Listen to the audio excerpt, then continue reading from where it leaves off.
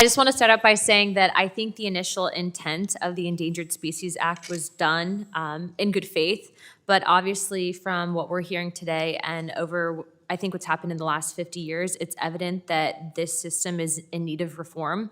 So obviously 3% of species have been delisted. Only 3.7% of species have been delisted in 50 years since the ESA was first enacted, despite the science showing that these species can and should be delisted. And I think that that's exactly what's happening. And the points that my colleagues are bringing up with the grizzly bear and gray wolf populations, which have been steadily rising and even surpassing the goal for recovery, which I believe should be celebrated, instead of, I think, some of the conversation that we're having right now where people are saying that it's not a success when it is.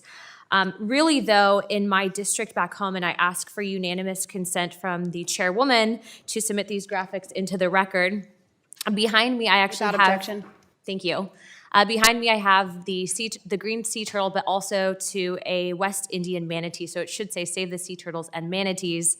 What we're seeing is some of these populations are either have been downlisted to threatened from endangered or vice versa. What we're finding is that the Florida Fish and Wildlife Conservation Commission provided preliminary data that showed that there were over 1,101 manatee mortalities in 2021, and that's nearly double the record for 2020. And another example of impacts would be the green sea turtle population, which is currently protected as an endangered species under ESA, but some estimates have shown that the green sea turtles have faced over a 90% decrease in population over the past half century. So obviously we want to do our good diligence for future generations to protect these species, but I believe that when you have other animals that are no longer endangered, it takes away the resources that I would need and that we need in Florida to actually protect the species behind me. So my question would be really for Ms. Wallace. We're having a huge problem right now with some outside entities that are refusing to acknowledge that our beaches are some of the breeding grounds for these animal populations, specifically the green sea turtle. One of them would be the Army Corps of Engineers. Do you think that it should be an obligation and responsibility from some of these entities to provide services in order to protect these species? Within the NOAA Marine Debris Program, we certainly comply with all of the ESA requirements for any project that we undertake or conduct or fund. I think to give you a more comprehensive answer, I'd like to respond in writing. Okay, yeah, no worries. And it's really just kind of open to you guys, because what I'm finding is that if these programs are set up, obviously if we are taking away resources that would be available to these animals, obviously from, the grizzly bear and the gray wolf, I think as a whole that doesn't do a service to especially Floridians and obviously future generations that want to preserve these animals. So I'm going to yield the rest of my time to Mr. Tiffany. Thank you very much. And you have brought up a terrific point, gentlewoman from Florida. Dr. Servine, do you know a guy named Charlie Woolley? I do not, sir.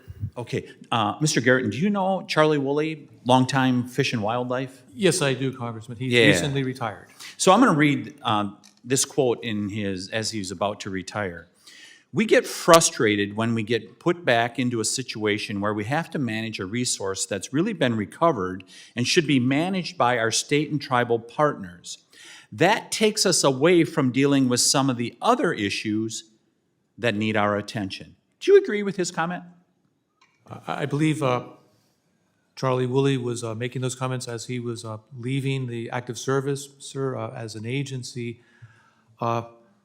We stick by our position that the way forward is what we've outlined here, sir. Certainly, fair enough. But here you got it from Charlie Woolley, been in the business for 44 years. On his way out, he says, we're not able to deal with some of the things that we should be dealing with because we're wasting our time on species that have recovered. And Ms. Luna just brought up a perfect example.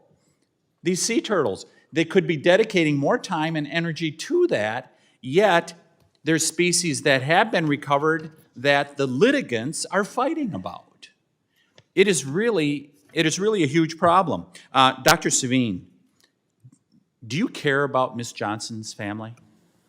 I care deeply about Ms. Johnson's family and the problems that she has. And she and I had a good discussion before the hearing, and I am fully in support of her and have concerns about how things are being handled around her place. But you really don't want to delist the Grizzly to help her out to ultimately get a solution to the problem. Well, I would like to see a solution to the problem, sir. The problem, as I see it, is not really Ms. Johnson's problem. It's the problems that are being created at the state legislature level in Idaho and Montana. It is her problem. You are wrong about that, and I yield back. Thank you. The gentleman's time has expired. The chair recognizes